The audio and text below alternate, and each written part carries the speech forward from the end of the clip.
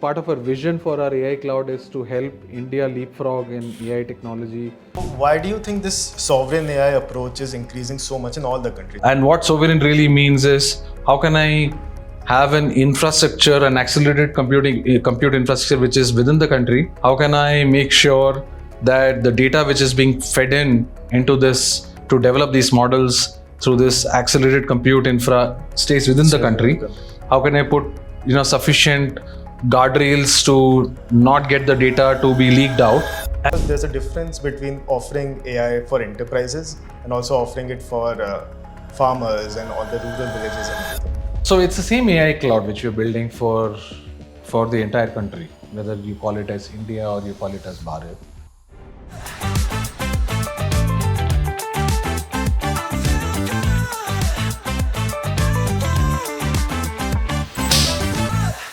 As the conversation around sovereign AI cloud is increasing in India, I have with me Neel, who's leading the Tata Communications AI Cloud initiative, partnering with NVIDIA. Hi Neel, thank you so much for joining us for this conversation and this chat. Thank you for having me here. I just wanted to understand a little bit about the Tata Communications AI Cloud that you're launching with NVIDIA, and what is the approach that you're taking for this? The AI cloud is going to be part of our broader cloud portfolio, which we have been offering to our enterprise customers, government customers for more than 10 plus years. So we are a major player in the cloud market in India, and we've been offering a portfolio of services as part of our cloud, including a multi-tenanted cloud, a private cloud for our enterprise customers, and specifically built cloud for government, which is called Government Community Cloud. So an AI cloud is only an extension of the existing cloud which we're offering to our customers. So as we have seen a transformation happening in the landscape on which our enterprises are working on, there are greater efficiencies being discovered, whether it's to drive the top line or bottom line through Gen AI. AI has been around for some time, but Gen AI is I would characterize it as the latest, I think, kid on the block, but with a lot of potential, right? So leaders in this space have, in fact, characterized it as the next big thing to internet. So we can then obviously imagine what kind of potential Gen AI is going to have. So our AI cloud, which we are building now, is specifically extending the capability of our cloud to offer accelerated computing and the set of platform tools and frameworks to our enterprise customers and government customers to build use cases which are driven through Gen AI and AI also as a larger, I think, paradigm, and then drive this new efficiencies, drive these new paradigms which are emerging in the market. Any specific reason that you focus on the government side and the enterprise side when it comes to building this AI cloud? If you really see, enterprise and government are the two large major, I would say, segments which consume cloud and going to consume Gen AI.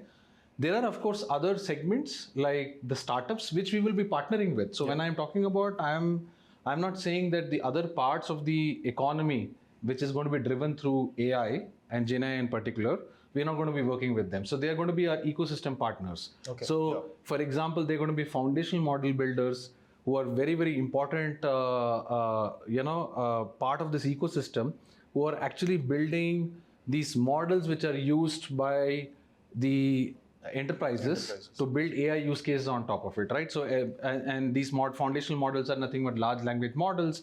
And specifically in India, there are foundational model builders who are specifically building language models for India in the context of India using India data sets. All the language models which have come from outside of India obviously have taken a lot of data around the world, but now specifically if you want to solve a language problem, for example, Indic languages, which is what most of our population uses, how do we then get these use cases to work on those Indic languages? A conversational, let's say, agent should be able to converse in the local language of the person, right? An Odia or a Tamil or a Kannada. So we need Indic language support. So there are a lot of foundational model builders who are building models based on the local data sets, including the Indic language data sets, plus the startups, which is the most vibrant part of Gen AI, if I can put it that way.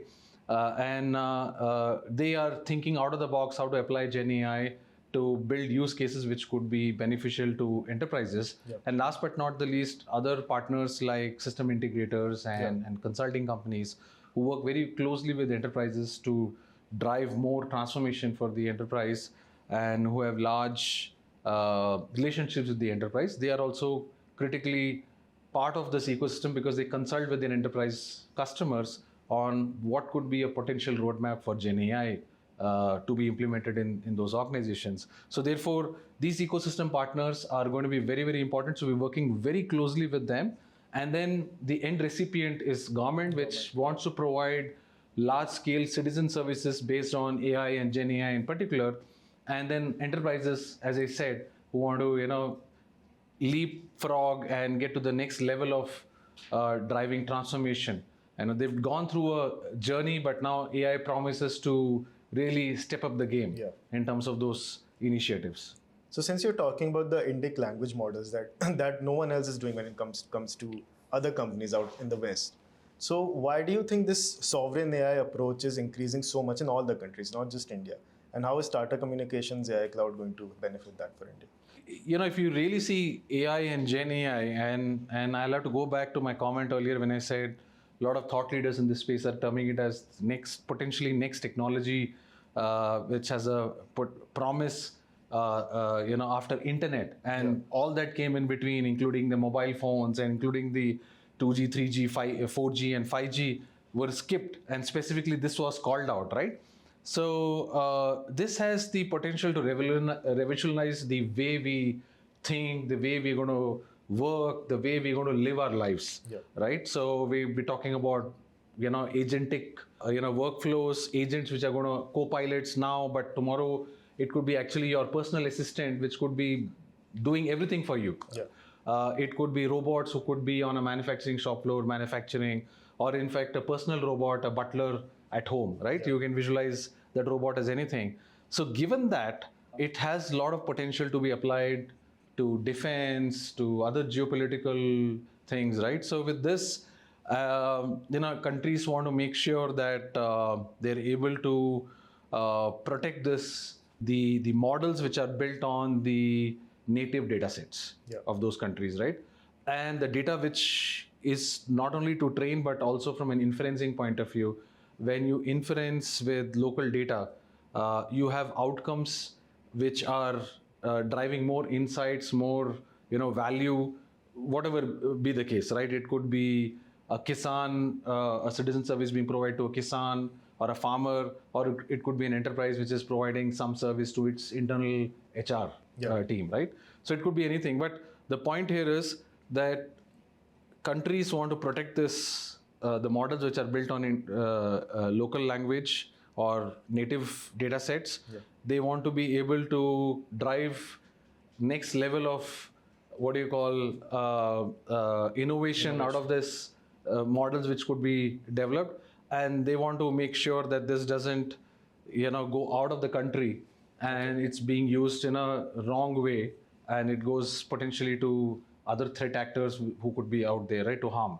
So therefore, every country is thinking for itself in terms of what they can do with this. Given that, once again, we don't know how this is going to lead into the future, right? So there are a lot of unknowns there.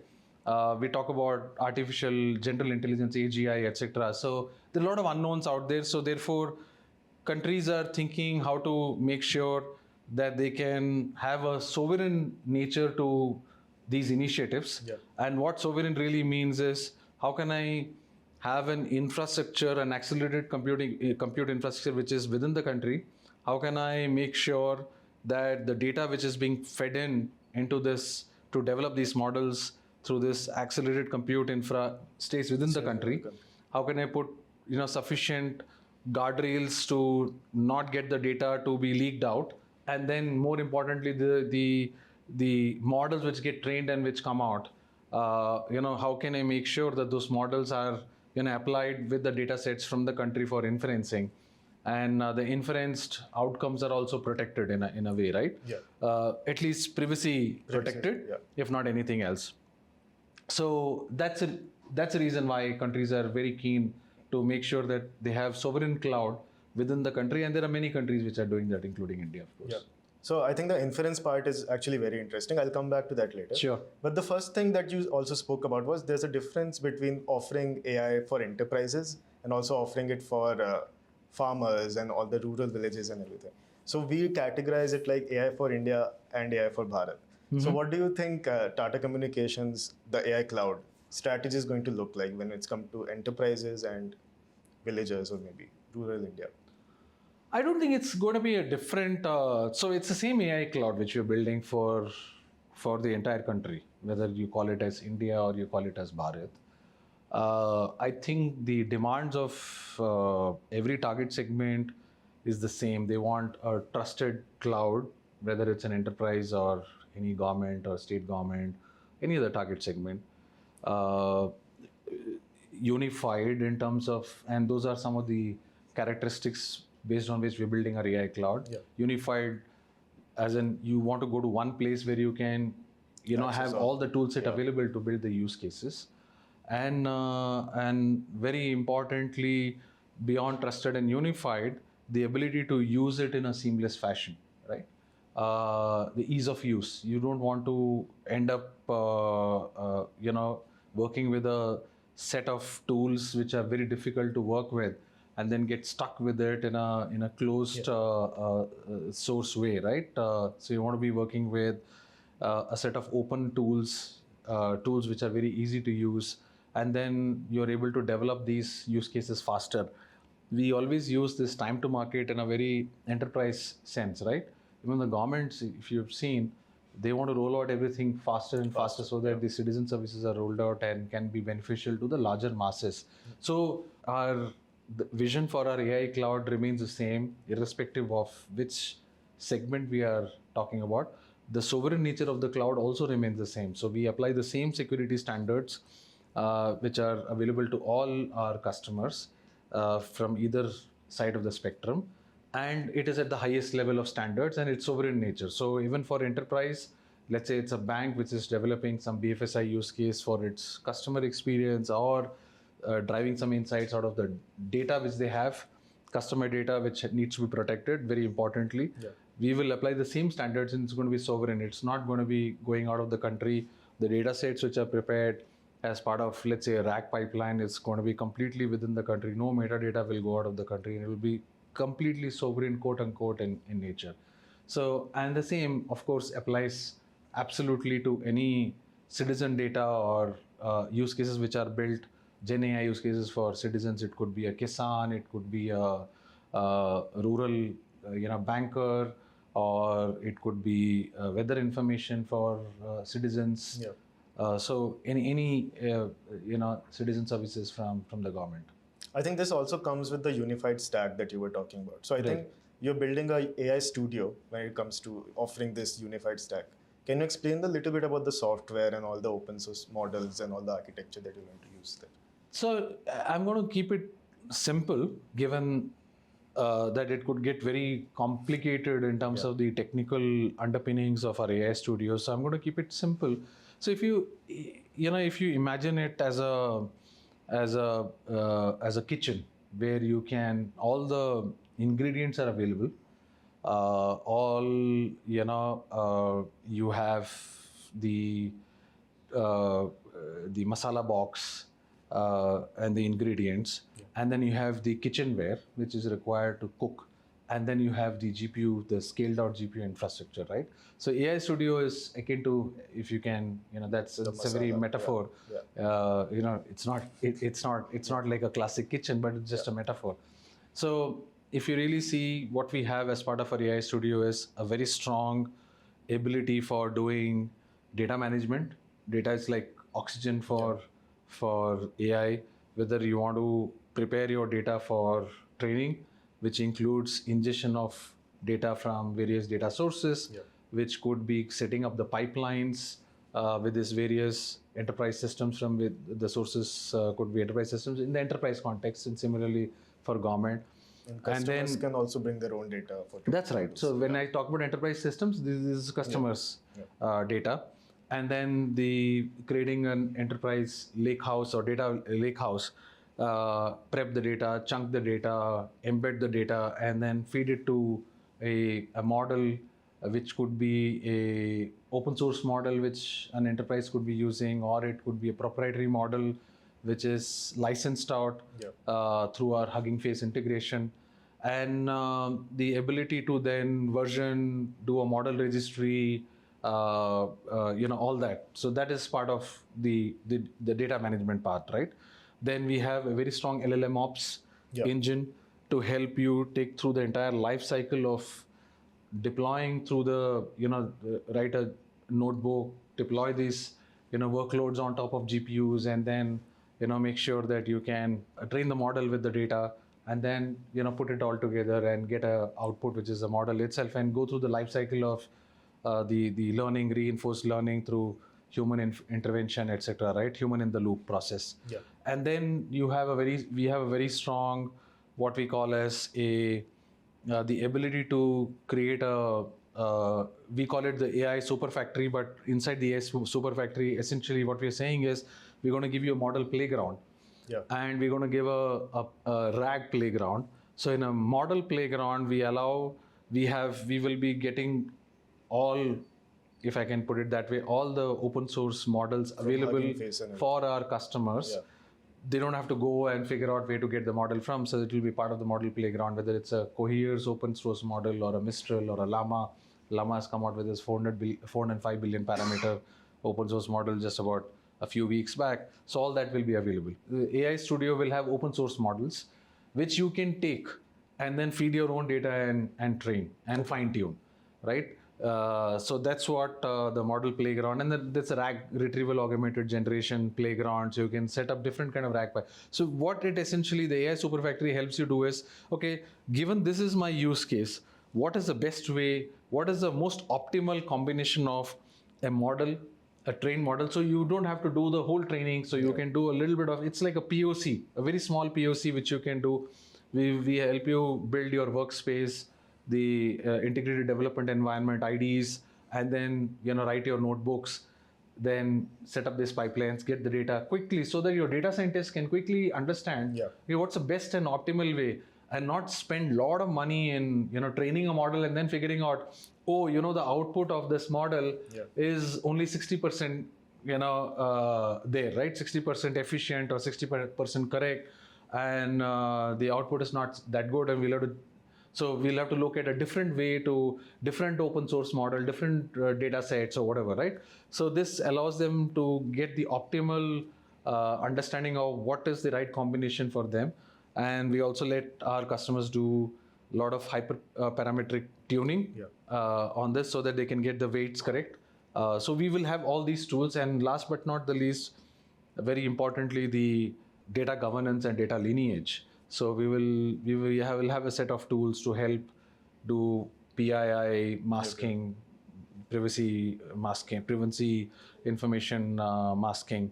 We will have the ability to explain the output, given if this is the prompt and this is a RAG pipeline setup, and if you get a output which is in a generative form, right? It could be a text, it could be a voice, or it could be a video, because all these are multimodal systems, and I never talked about multimodal. So we're talking about handling the ability to handle multimodal, and even in data management, both structured and unstructured data, right? The ability to have this multimodal data, which is either inputted or outputted. How do I ensure its security, integrity, and nobody is able to hack into this and steal this data, etc. And the data lineage, how did the data get trained, and the explainable part of how do I explain that if this is the output, what happened when it was in an inferencing life cycle. That is something that is very important. Very important. So those are a set of tool sets, and this is the AI Studio. So this is if an enterprise or a government wants to launch use cases, the total tool set which is required to start thinking about and road mapping these use cases, to actually building the use case and executing and deploying it. And I didn't come to it's not part of the AI Studio, but when you talked about inferencing typically also happens at the edge of the networks, edge when we talk about edge, it could be a manufacturing plant, it could be a mobile phone in the hands of a kisan, or it could be a robot in a manufacturing plant, etc. Right? So so that the ability to have a AI operation which spans across your cloud to edge in a continuum is very, very important, and we are very proud that we have thought through the entire life cycle of AI operations from build to deploy and execute. And we are uniquely positioned to address all these three: build, deploy, and execute with ease. When I said effortless, and this is the unified nature of our platform. Yeah, this was something very interesting when you shared the presentation as well, the cloud to edge continuum. Right. So can you expand a little bit more on that as well? How does that story go? We've talked about a lot on building models, right? Yeah. And essentially, once you build the models, the use cases are actually an output of that model. The model is abstract to the end user. Yeah. So you set up a RAG pipeline and set the context in which the model will work, and then you will generate a response. Generative AI is all about generating response. Right? Yeah. And the response could be in the form of voice or text or video. Yeah. Now, when you are augmenting this with a RAG pipeline, and you are wanting to, have this use case work in a low latency, real-time environment, then you need to have the ability to make these models run on constrained environments like edge. Yeah. It could be devices, IoT devices, it could be mobile phones, etc. Right? And that's so we have an edge computing platform called Cloudlight, which is set up to have the ability to run these models. And thankfully, players like NVIDIA, with whom we are very proud to partner with, have ensured that the frameworks which run in the cloud are the frameworks which run at the edge also. So we don't have to refactor, recompile anything to run at the edge. So we can context these models, take it to the edge, and our edge computing platform, which is Cloudlight, seamlessly connects to any kind of data source which is required in the enterprise context. Let's say if it's some AI model is running on the shop floor and it's got to connect to some shop floor systems like manufacturing execution system or PLCs, etc. It has ready-made connectors out of the box. It connects. So if the data is inputted, that's data which is coming in. Then it has the model running at the edge. It has some RAG pipeline set up with some enterprise system. For example, it has to talk to some ERP system. This data and the data which is coming live from the manufacturing system has to be correlated, and some output has to be given. So this will be real-time data as well. It's a real-time data. Let's say you're talking about some supply chain or predictive maintenance. You're talking about, or you're talking about quality control, inventory management, etc. And this could be vision-based also, right? You can have video analytics and vision models also running in the same edge computing environment. And our ability to do this setup and then have the seamless output in a low latency format is something which is very, very important from a cloud to edge, and building the model in the cloud and deploying the edge and inference it at scale. And that's going to be the future. Finally, how many models are you going to build, right? So you would have finished building the models, and then you'll be building use cases which have to be working at the edge. And therefore inferencing at the edge is very, very important. So that's going to be the next big wave when we talk about, we're learning a lot. Every day we learn, right? So when NVIDIA talks about the physical AI and digital AI, this is the concept, right? So physical AI is at the edge, where there could be robots or autonomous systems. We didn't talk about autonomous systems, moving systems, right? So cars or automated guided vehicles, AGVs or AMRs, cobots, these are going to be on the move. And these autonomous systems also will have models running in them. And not necessarily in the form of Gen AI. Gen AI is generative, but as a part of a larger AI. And then you will have the digital AI, which is the Gen AI running in the cloud. And then how do you marry these two? And then the concept of, we are hearing a lot of things around digital twin, which has been around, but how are you going to create a 3D view and simulate it in a so-called metaverse environment, and then deploy it seamlessly to the to the real world, Yeah. execute it in the physical world. So these all require a lot of accelerated compute infrastructure, tools to do these simulations and do the deployment at the edge for real-time inferencing. So these are some of the things which we are very excited about, and we built. This is the unification. So the Yeah. cloud to edge continuum and the full end-to-end vertical stack. Yeah. And I didn't talk about the third layer. So I talked about the infra layer, which is highly scalable, on-demand, Yeah. accelerated compute, and we'll work with NVIDIA, and we will also work with other silicon and accelerated compute providers whenever it comes to. And then we are closely watching that roadmap and evaluating that roadmap. And I talked about the AI Studio and the marketplace of use cases at the top, where we are working with foundational model builders and use cases which comes from developers and startups. And then this is the vertical, fully integrated vertical stack and the cloud to edge continuum. This is what we believe is a unified setup which will help our customers effortlessly build use cases and reduce the time to market and realize the potential of this in a very cost optimal manner. Stopping from POCs and quickly moving to applications and use cases. Absolutely. Try it out, do a play, POCs and pilots in lab setups. So we'll be able to give them the playground, as we call it. Yeah. And they can, in this playground, they can play with things. And then when it comes to deploying, they can choose what's the best model they need to choose, what's the best way to get the output for that use case, particular use case. Whether it's a conversational agent, for example, they're building in a multimodal fashion, whether it's a vision model which they're built to, do predictive maintenance on a shop floor, or a worker safety use case, or it is a simple visualization and reporting, Yes, getting from enterprise systems, and those use cases also getting Gen AI enabled, or doing some correlation of massive data and finding out anomalies, let's say in a threat response and a security paradigm, right? All that is possible through this unified platform which we're building. Yeah. So I have to ask you this. So you spoke about agents before and also autonomous cars as well. So can you share any potential customers that you're looking at? So we obviously are working with large number of enterprises right now, and working with our partners as well to have a robust proposal in front of them. We already have deployed a number of systems on accelerated compute with our customers to help them build their initial use cases.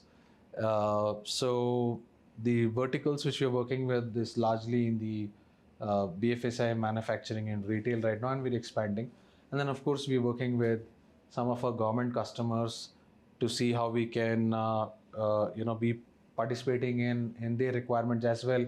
It's no secret that Government of India has come up with a large RFE, and we're going to be partnering with them.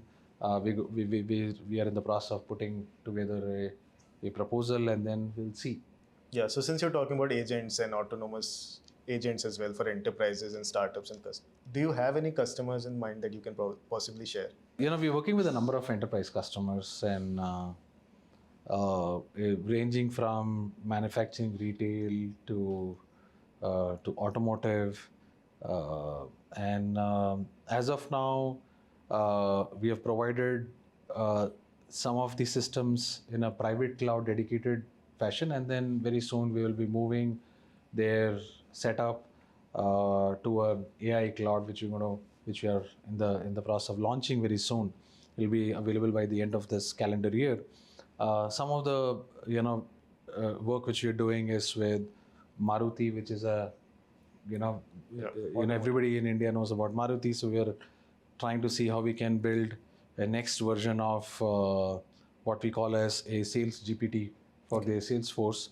Right now we're building something on a Gen AI use case which enables their sales force to sell better, and we will hear from Maruti more on that. We're working with Marico to help uncover some efficiencies from their supply chain through both traditional ML and Gen AI use cases.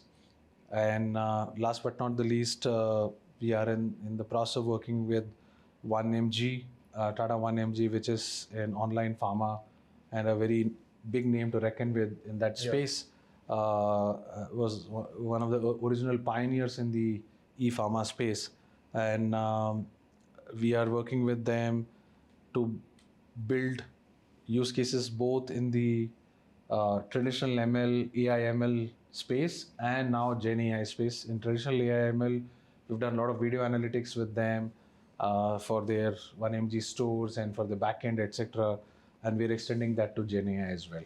Right now, a lot of conversation is going around multi-cloud. Like every cloud partner is partnering with each other. So what is Tata Communications play when it's going to go forward from here? Multi-cloud is a reality, right? So all our enterprise customers do want to have the ability to make a meaningful choice of which is the cloud provider they want to work with, and it could be a bunch of cloud providers depending on what kind of strengths they bring to the table. Yeah.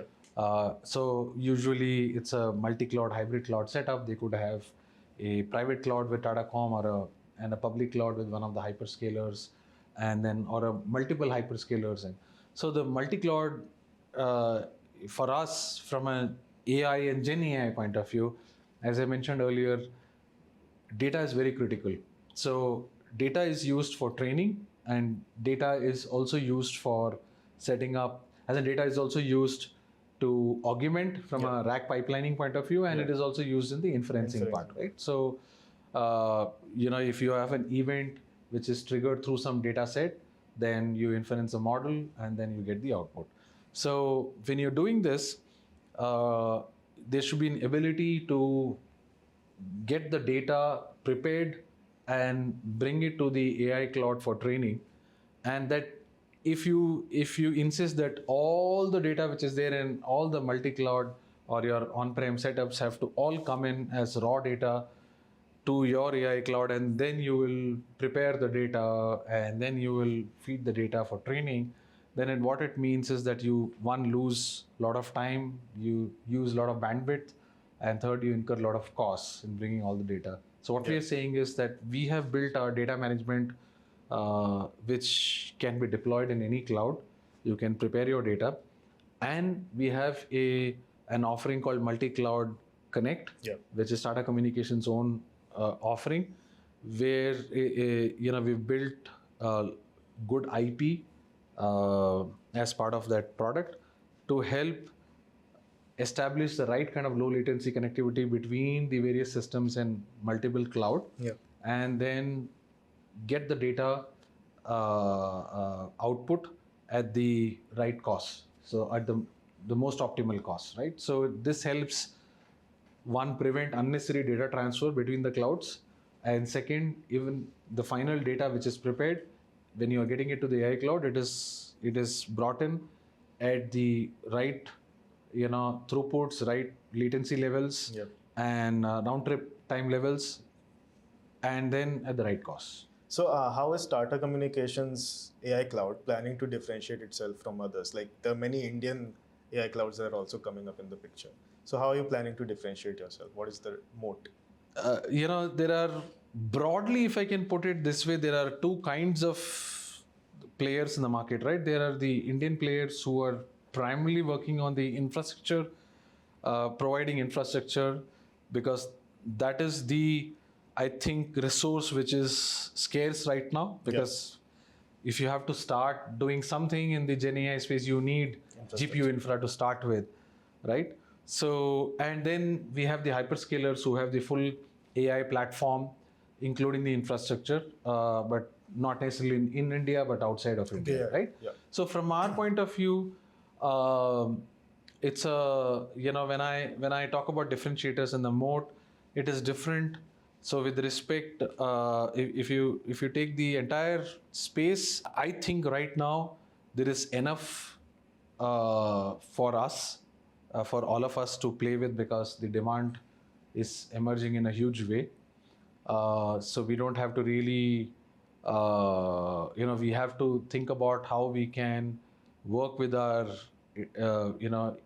enterprise customers to expand the gamut of Gen AI penetration, and throw open the possibilities of Gen AI and use cases, right? So because every customer is working with POCs and pilots on these use cases, and we have to accelerate the path to production setup or a commercialized setup, right, of these use cases. So all of us, I think, are working towards that. So in that sense, but if you really see, if you really ask me, what is the differentiator? So I think I alluded to some of them earlier in the conversation. Yeah. So very clearly, our ability to give a unified platform, which is both in terms of end-to-end vertically and in terms of the cloud to edge continuum, I think is definitely going to be a full pack capability offering, which gives us the ability to go and tell the customer that you have everything available to build your use case and deploy use cases at scale, infer your use case, Gen AI use cases and AI use case at scale. So we have that, and the ease of use and then effortlessness which we have put in, so that through a few clicks. I didn't talk about serverless, so we're bringing serverless to our AI cloud. So small enterprises, mid-sized enterprises, small and medium enterprises, startups could use our serverless engine so that they don't have to necessarily reserve huge amount of infrastructure or consume a lot of platform resources to build these use cases. So they can use the GPU as a service, they can use platform as a service, they can use model as a service, and all will be offered in a serverless way. So that is, I think, a huge, I would say, a differentiator. And then the sovereign aspect. Obviously, with some of the players in the market, the availability of this scaled out infrastructure within the country and the sovereign aspect. And we're very proud that the sovereign infrastructure is also built using completely DLC right now. So we have made sure from day one, every GPU, every server box which goes in is using direct liquid to chip cooling. And therefore we bring the energy consumption down in our data centers, and plus we are using 100% renewable energy to in these data centers. And given that all our customers and us are seized of the climate goals and the sustainable programs which we have, I think it's very important for us to look at this aspect of the AI cloud, how when you're building and deploying these use cases, are you doing it in a sustainable way? I think that is something which is we are very proud of. Whether it's a differentiator is or not, that the customers will decide. But as I said, the unified nature, the ability to deploy it at the edge and seamlessly inference in a low latency fashion, the price advantage and the cost optimal fashion, what we offer to our customers, and then finally the sovereign nature of the cloud. I think these are some of the differentiators we bring. I've kept the most difficult question for the end. So how would you explain the Tata Communications AI Cloud's goal and approach to a 10-year-old guy in India? I believe the age at which children are using devices is coming down, and typically the device which they interact the most is their parents' mobile phones, right? So I think mobile phones, the ability for the AI embedded in the mobile phone to interact with a child, for example, you can have the way I'll explain is that how the phone talks back. When you I use Apple, so I'm going to take Siri as an example here. After Apple AI has launched Siri, the interaction with Siri has become even better, much evolved, if I can put it that way. Before there were only set responses from Siri, but the evolution is dramatic. So the way I will explain to a kid is that Tata AI Cloud helps build these kind of maybe voice and video interactions for a child to play with, right? They can talk to Siri and get whatever, if they want to learn about something, they can ask. I don't know what kind of questions a 10-year-old asks.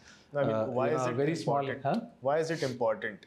I think why it is important, I guess we are going to an era where we're going to be, leaving the keyboards aside. The interface will be all like human. How we were before the whole computers came in, right? When computers came in, they typically came in with the input. Major part of the input was always keyboard, right? So I think we're going to do away with it. We're going to be, this human to human interaction, which is what we are programmed for millions of years. I think that's where we're getting to, which is, our interaction is based on text, voice, and video. That's what Yeah. we're getting to, right? Gen AI is all about that, responding to an input which is text, voice, and video, and responding with whatever the same text, voice, and video. So it's generating a response which is what you want based on the input. So a child could maybe make the phone a personal friend who will answer any question. And Tata AI Communications Cloud builds, if I have to explain to the child, this, we help build those, the ability in the mobile phone, not necessarily the mobile phone itself, but the models which are going, the quantized models which are going into the mobile phone and working there, we help build those models. Yeah. So one last thing, you brought this up in a previous question. Do you think Tata Communications AI Cloud is going to help India work towards AGI even faster? You were speaking about AGI earlier, that's why.